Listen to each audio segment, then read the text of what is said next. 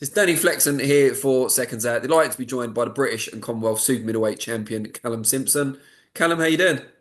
Very good, thank you, mate. How are you? I'm very good.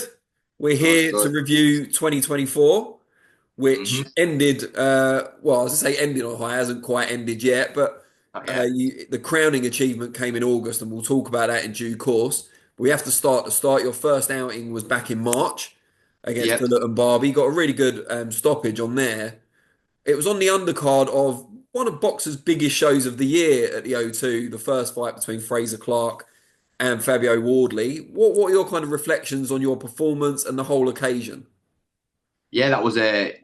I was so glad I ran the undercard when I got told I'm going to be fighting firstly fighting at the O2 Arena, and then with all the build up to that fight and it falling through the year before, with obviously Fraser the boxer pulling out the purse bids, there was so much kind of going on with that fight, the build up in itself, and then when I got told they were on the undercard, I were absolutely buzzing with that, and yeah, obviously fight night, I think I got a third or fourth round stoppage, something like that. Performed well. Got the knockout win.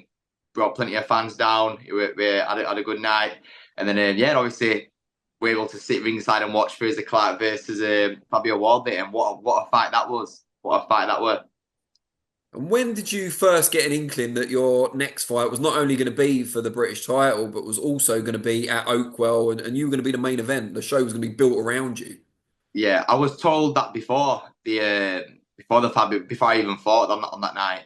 Okay. I was told. I think a lot of I tell my manager Kevin, he tries to keep a lot. He tries to not tell me too much. I think some fighters they can feel the added pressure and it can get to them and they think, oh, I've got to win this, otherwise this is going to happen. I've got to win this for that. But I said to him because I heard whispers about it, and I said, Kevin, like, is this right? Is this gonna, what are we looking at next? And he told me, but he knows it. He knows he can tell me certain things that he wouldn't particularly tell other fighters because for me, there's no added pressure when I know things are gonna, like, I wouldn't say obviously I always look ahead, but I wouldn't say I look past my opponent. I wouldn't say overlook them. Sorry, yeah, I always look past them. So obviously there's things I want in the future, but I wouldn't say that I overlook them at all. So every single fight for me is a must-win fight. I train for every single fight like it's a world title fight. So yeah, I can be trusted to be told that kind of stuff and still train as hard as I'm going to train and be focused on the fight at hand, the first fight that's coming towards me. And yeah, so like I said, I was told about that fight before it even got announced. The O2 got announced, and yes, so I knew that we're gonna. So I thought get a good win tonight and get a good win. Show all the fans that they're in for. My style, I always like to put on a good fighting display. Like I said, that they all came down and made plenty of noise for me as well, and it was a massive, massive night. Are you a big football fan? I wouldn't say I'm a big football fan. I'm a big Barnsley fan. I'm not a Yeah. big football fan, but I'm a big Barnsley fan. Yeah, So headlining at Oakwell, was that something you'd always kind of dreamed of on the way up as well? yeah. It's one of the things where I never would have even thought it were possible. So it's not even like so it's more than a dream. It's not something that I thought, oh, I'd love to do this. I never would have thought it was even possible. So for me to even think I'd love to do that, it wouldn't even come into my head. It was only when I was in Bournemouth, the Chris and Smith versus Lawrence Okoli show. I was there, and Baz, I don't know if you know Baz from Boxer, he was saying to me, well, I thought it was quite tongue in cheek. He was saying, "Oh, this could be you next year, could be you next year," and I was kind of laughing it off, saying, "Oh yeah, that'd be all right, wouldn't it?" And he was like, "No, this could be you," and I thought, "All right, could it?" Anyway, and then fast forward a year later, I'm headlining at Oakwell, my hometown football team, my football stadium, absolutely unreal. Where do you kind of go from there? I mean, it must have been amazing. We'll talk about it in a minute, but that's a kind of thing you never even thought possible. You've already achieved it quite early in your career. What would be the next thing for you? What would you want to do?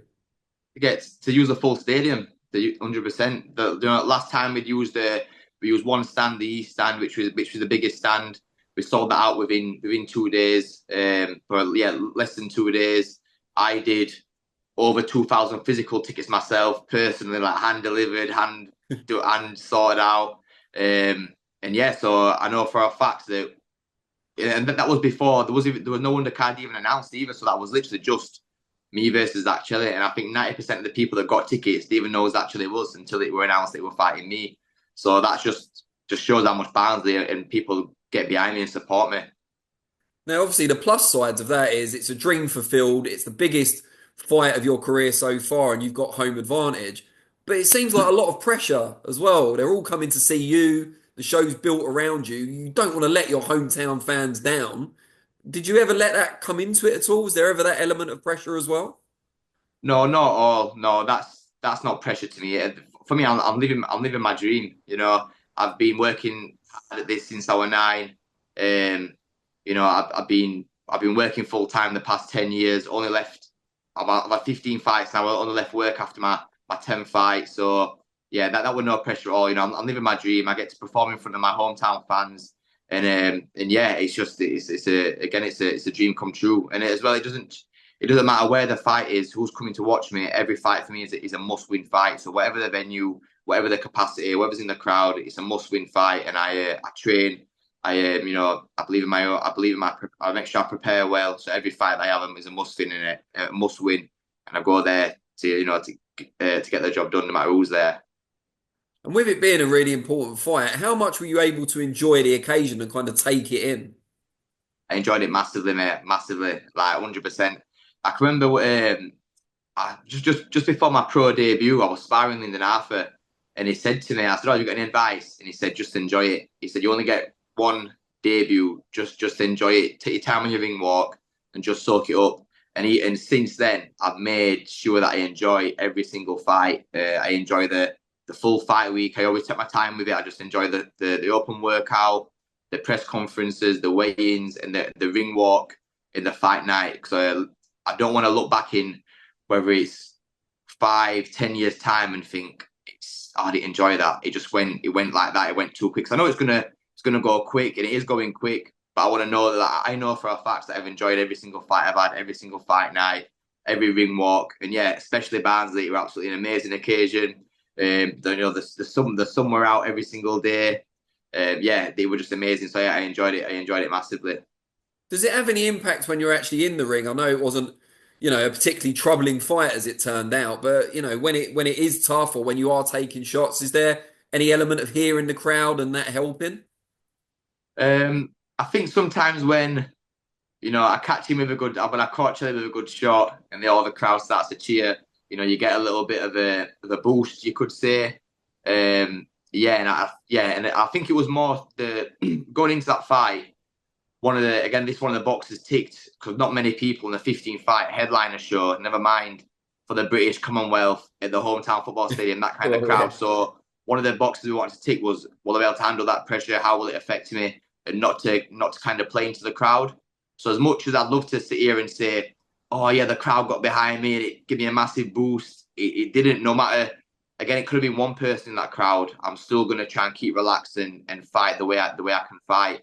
I enjoyed it. I enjoyed the ring walk, soaked it all up, put on a performance, and then enjoyed it after as well. After my hand got raised, after the bell was gone, the bell went for the last round.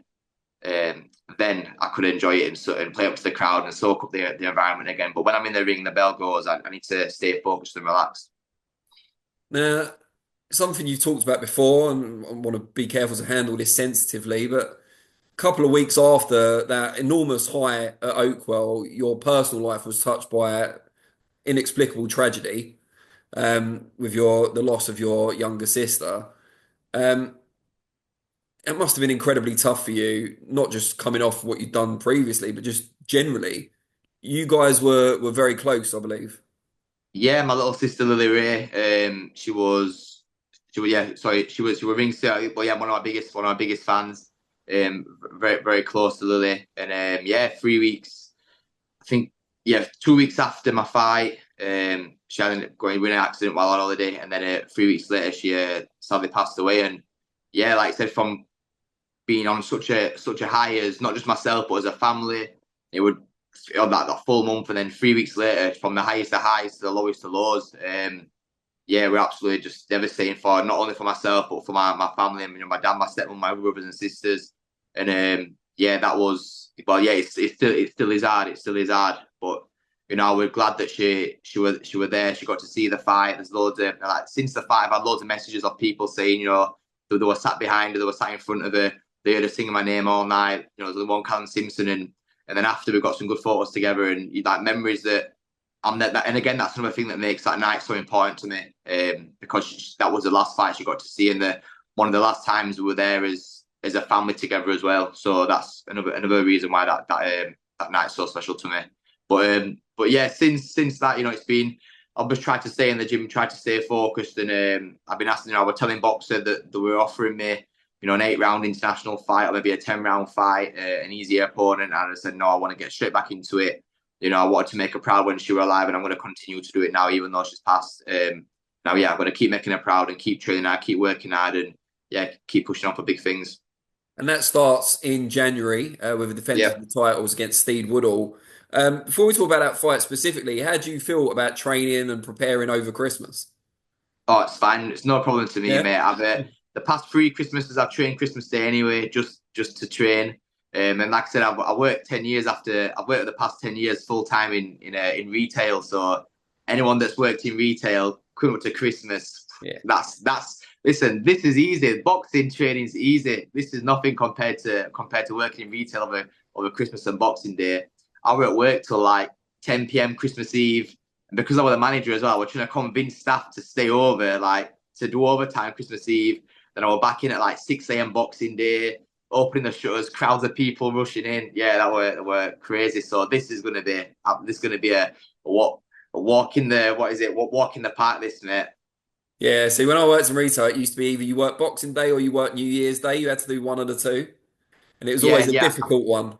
yeah. I think with me, I always worked every Christmas Eve and every Boxing Day. And then for me, it was the option between New Year's Eve or New Year's Day.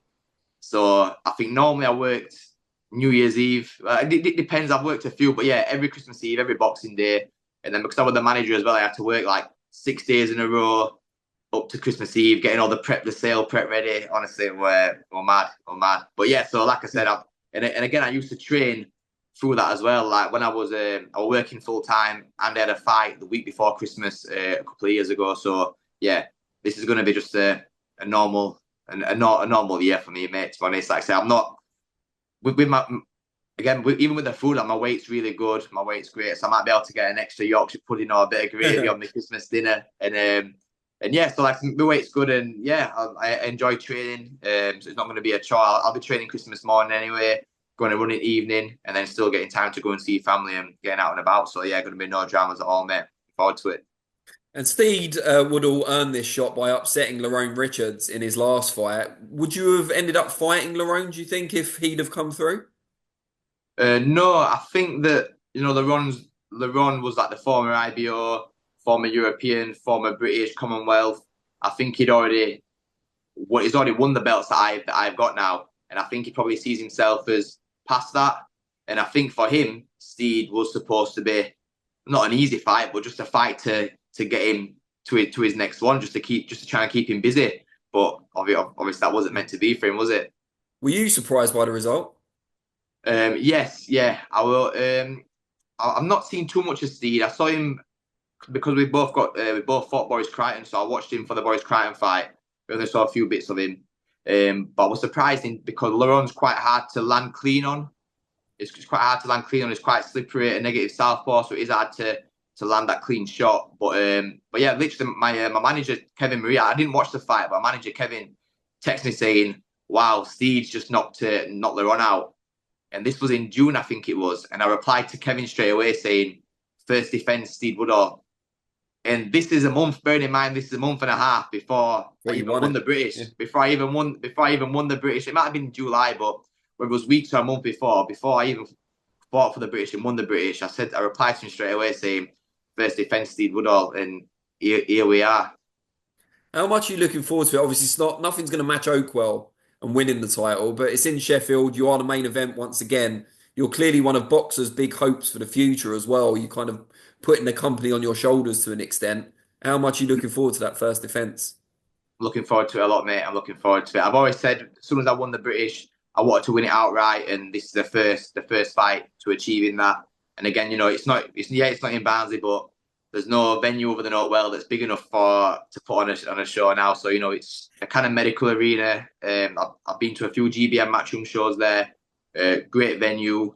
I believe it's sold out now as well, so it's gonna be packed out, great atmosphere, and yeah, I've trained very hard. Yeah, I've trained hard. I'm looking to put on a performance in front of my home fans again. I'm looking forward to it, mate. And how would you like the rest of 2025 to pan out should all that go well in January? 11th of January, defend the British and Commonwealth. Summer, come back to Oakwell, use the full stadium, sell it out, and then after that, who knows? Whatever's available. Obviously, like I said, I want to win the British outright, but whether the fights are there, or the thing is, I don't want to wait around too long either. I don't want to stay at this level for too long because for me, I think Steed is other than myself. I think Steed is the hardest fight at super middleweight. That's what I truly believe. So I think after him, there's if we can get quick British defenses or title defenses, then fair enough. But I don't want it to become in December and me still trying to get that third defense of the British title. I want to, I believe that I'm not that I'm past it. Well, obviously, I believe that I'm gonna push on to bigger things, but I don't want to stay at this level too long. I want to keep on pushing, stepping up in levels. Maybe it's a European title by the end of the year, possibly even at Oakwell. Maybe even world eliminators. At a minute, I think I'm ranked top 10 in with two governing bodies, ranked second in Europe with EBU. I think Steve's ranked top 10 with WBO. So I'm presuming that after, we're not 11th, I'll be ranked possibly top 5 in world, knocking on, and we'll do it well the year after against Canelo. We'll see if he wants to come to Barnsley. Good But stuff. but yeah, I think for now, that my next two fights I want to do, get a good win on the 11th, and then Oakwell in summer, whether that may be against whatever it may be for, and then yeah, obviously at that point, sit down with my team, Ben Shalom, Kevin, and then see what's next, see what. But and again, I'm in a great position as I just headlined in Oakwell in August. I'm headlining again next, and I believe I'll be headlining again at Oakwell after this. So to headline 3 times in a row to be the main event, it's quite an honour to be honest, and yeah. But I've worked hard for it, and again this way I make sure that I enjoy it because I've worked very hard to get to where I am, and I want to stay. I want to stay here as well. Great stuff. Mate, I'm glad you've had in the ring a great 2024. Yeah, thank you, And I hope it continues throughout next year thank as you, well. So best of luck, thank you and very we'll, much. we'll Cheers, have a mate. I chat in the appreciate new your time. year. Thank you. Top man, Merry Have a Christmas. good See Christmas. you Yeah. later. Happy Cheers, New mate. Year. Take care.